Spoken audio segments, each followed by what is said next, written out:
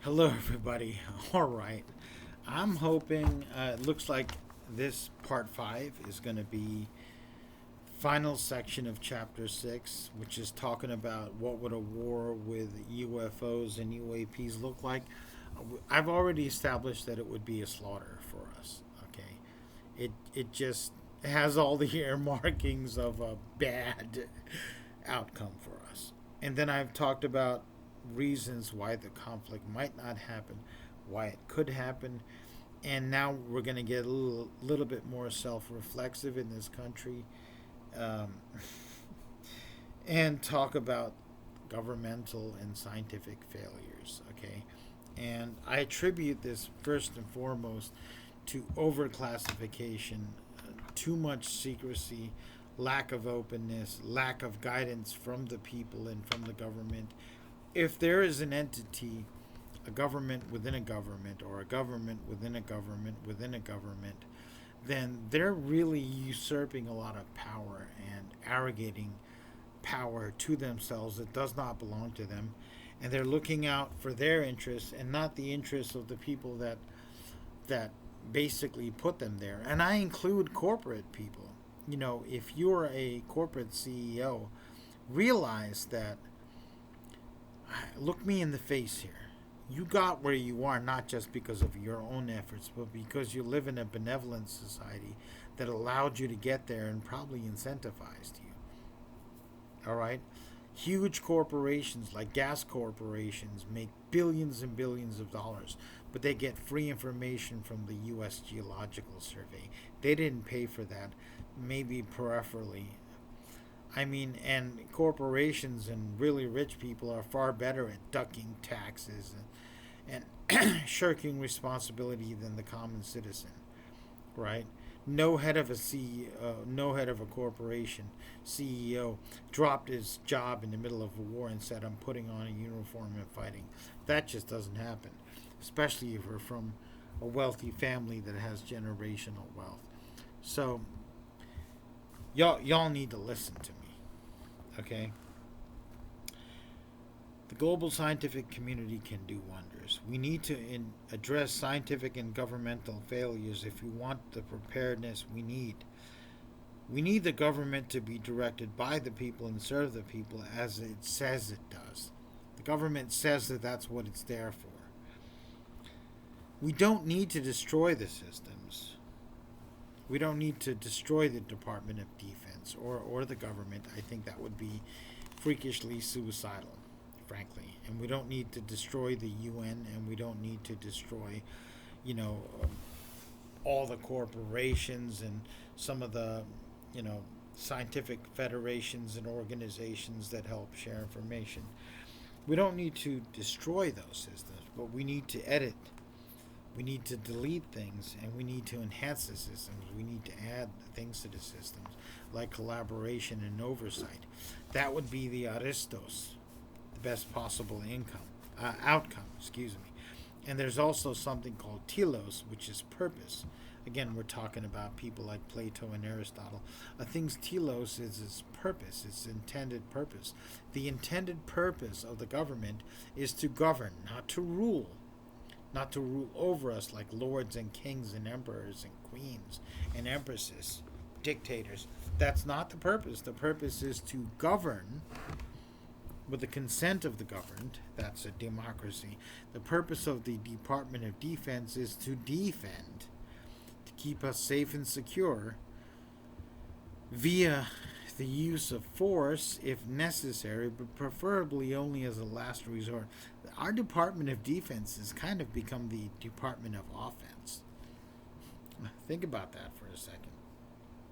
We actually had something called the War Department, and at one point we changed it to the Department of Defense, and we've been doing nothing but fighting wars and supporting wars overseas, and we do ridiculous things. Okay, we're like, we give bombs and weapons to Israel.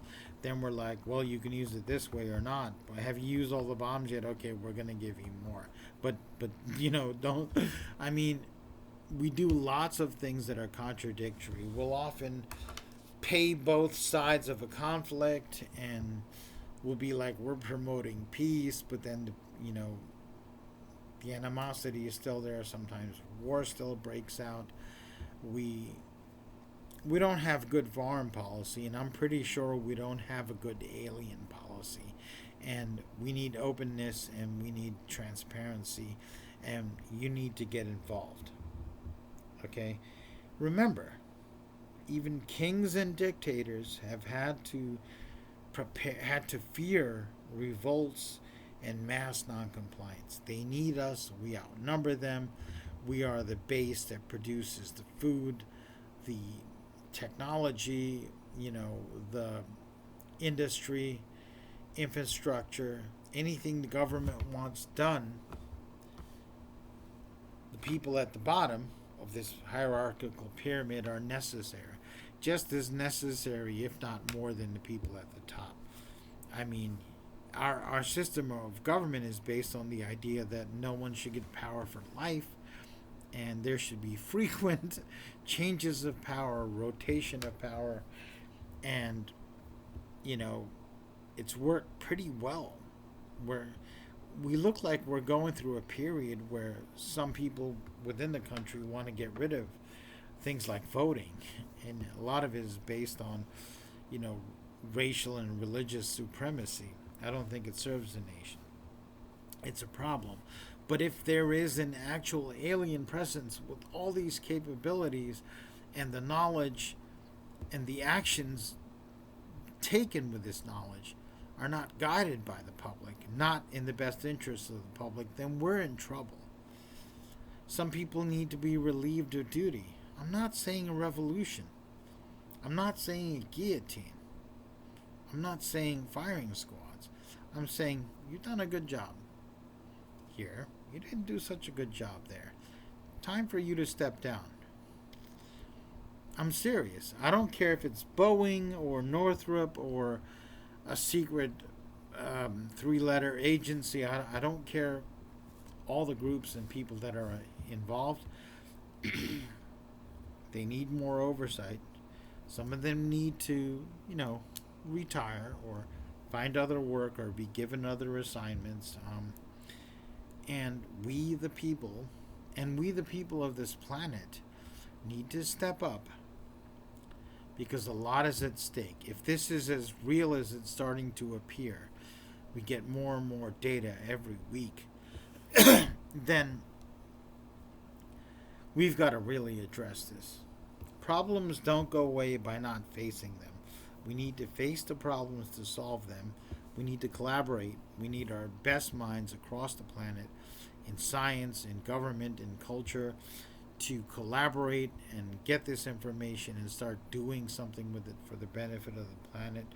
And you, not just me, not just you and I, but you who are watching this, you need to talk to people. You need to talk to people in your government, people in the military, police. You need to talk to the butcher, the baker, the candlestick maker. You need to talk to young people, students, academics, teachers, professors, researchers, your priest, your imam, your rabbi, your guru, your Taoist shaman, whatever. You need to talk and research and share research and do more research and get together and normalize this. Then you need to advocate. You need to advocate for disclosure, for openness, for serious scientific inquiry, for funding this inquiry, for international communication, something like the UN, but meeting just on this topic. You need to vote accordingly. I understand the biggest divide in this country is Democrat versus Republican, independents like me, and non-committed and people that don't even vote. But you need to think bigger than that. You need to think planetary. For example, if something the size of the asteroid that wiped out the dinosaurs hits China, a nation that a lot of people hate right now, it's going to affect us. Will probably wipe out our civilization. You understand how it's not an America problem or a China problem or an India problem? It's a world problem. Okay? So that's how you need to vote and think. Think think locally and think beyond. Look at the micro and the macro, the mega and the meta. Look into this, people. I think it's as real as the nose on your face. I think it is. And you need to just speak up. I understand some people are going to mock you, they're going to ridicule you. But it's already getting to the point where we have congressional committees, we have bipartisanship on this, we have international people coming forth from England and Canada talking about this, and there's no shame in it. If people are shaming you, they're probably ignorant. You need to talk to them the most. And one of my later chapters is going to be how to talk about this, because you are going to face difficulties. You are going to get confused. People might react hostilely. But I'm telling you, we're a community. There's a lot of people out there that will be glad to talk about it. They've been waiting to talk about it. Some of them have very limited information, or their way of processing this is not very rational, not very scientific. And hopefully what this book will do and this video series will do is help you utilize the tools of some reason, some logic, give you ways of processing this information, and it'll be a start. And your book might be even better, more logical, more rational, filled with more detail. I'm cool with that. Okay, I'm writing this book for a reason, and I'm making these videos for a reason. It's not to make money. It's not to glorify myself. I actually think this is an important topic that the world needs to address. All right. I have talked till I'm hoarse. It's 12:35 in the morning, May 24th, 2024. I'm getting hoarse here. It's time for me to call it in, and this chapter is over. So again, have a wonderful day, be well, and don't be afraid to talk about this.